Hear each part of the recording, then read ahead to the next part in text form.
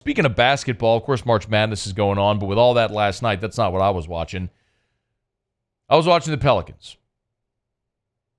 Unfortunately, I was watching the Pelicans.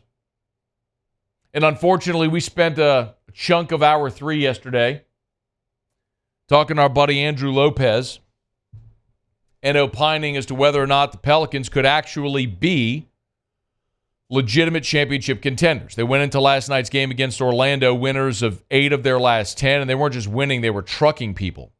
I actually also had an email in my inbox this morning. How's this for just absolute brutal timing?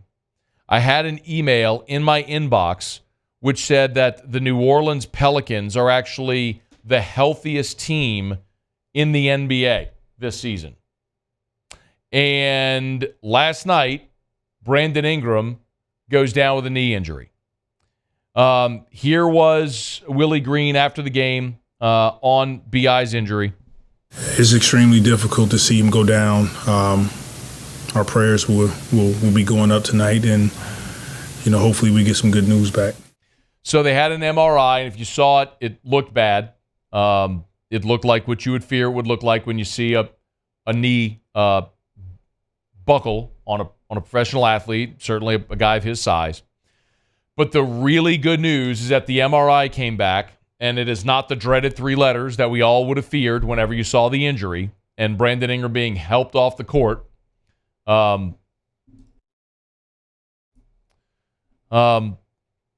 It is a bone bruise in his left knee that will sideline him for at least 2 weeks.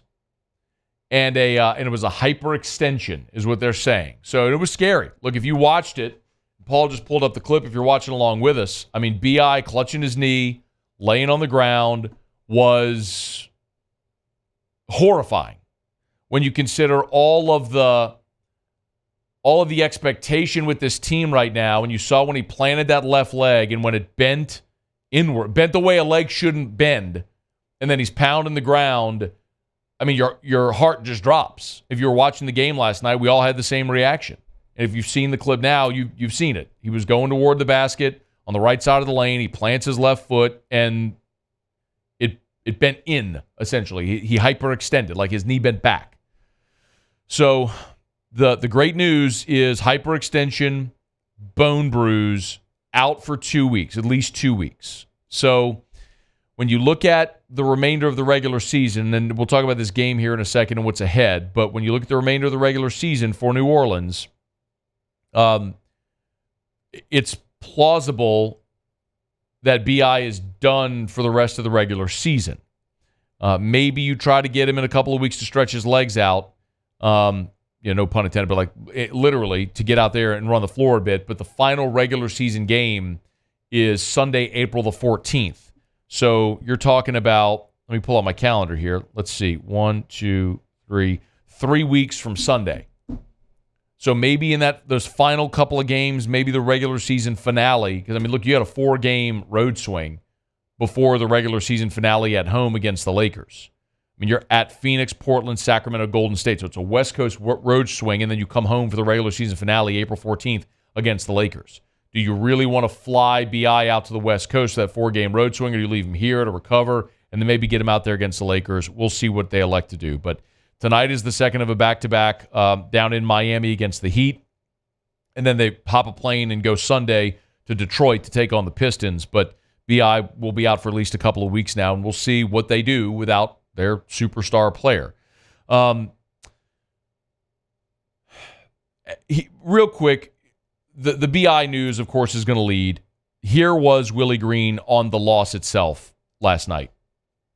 They were more mentally tougher than we were, and they were more disciplined tonight. And so, the beauty in the NBA is you get to do it again tomorrow against another tough opponent. So we got to correct some of the issues that it's self-inflicted. The turnovers, not boxing out. It was a second quarter where Orlando got going. They outscored you by 14 in the second quarter. You went to the breakdown 9, and you just didn't get off the mat.